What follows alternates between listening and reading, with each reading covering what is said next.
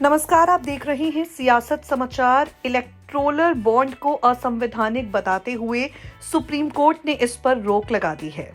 15 फरवरी को अपना फैसला सुनाते हुए सीजेआई डीवाई चंद्रचूड़ ने सख्त कमेंट किए हैं।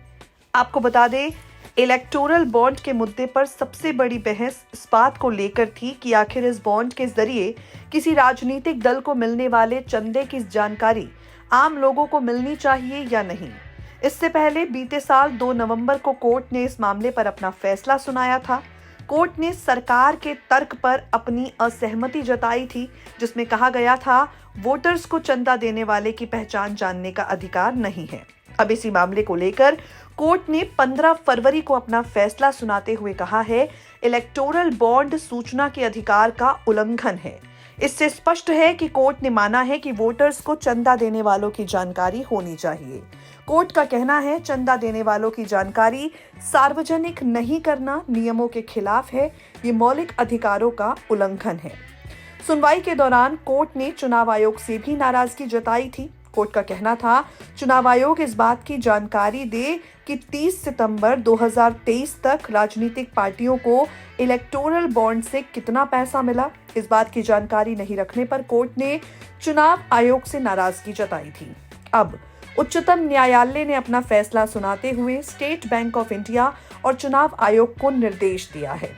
बैंक कोर्ट ने साफ साफ कहा है, 2019 से अब तक की सारी इलेक्टोरल बॉन्ड की जानकारी 3 हफ्ते के भीतर चुनाव आयोग को दी जाए। एसबीआई ही इलेक्टोरल बॉन्ड जारी करती है।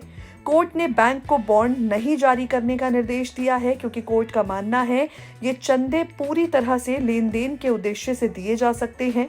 चुनाव आयोग इन जानकारियों को अपने आधिकारिक वेबसाइट पर पब्लिश करेगा। सुप्रीम कोर्ट का कहना है, काले धन को रोकने के लिए इलेक्टोरल बॉन्ड के अलावा दूसरे विकल्प हैं। इस तरह की खरीद से काले धन को बढ़ावा ही मिलेगा। इससे कोई रोक नहीं लगेगी। इससे पारदर्शिता का भी हनन होता है। सीजेआई डीवाई चंद्रचूड़ का कहना है, कोर्ट सिर्फ इस आधार पर आंखें नहीं मूंद सकता कि इसके दुरुपयोग की संभावनाएं हैं। कोर्ट की राय है कि काले धन पर रोक लगाना चुनावी बॉन्ड का अधिकार नहीं है। ये उचित नहीं है कि काले धन पर रोक लगाने के लिए सूचना के अधिकार का उल्लंघन किया जाए। सीजेआई डीवाई चंद्रचूड़ ने चुनाव आयोग और सेंट्रल बैंक ऑफ इंडिया यानी एसबीआई को अपनी तरफ से निर्देश जारी कर दिए हैं। अब चुनाव से पहले किस पार्टी को कितना चंदा दिया जाता है, ये तमाम बातें सार्वजनिक तरह से जनता के सामने रखी जाएंगी।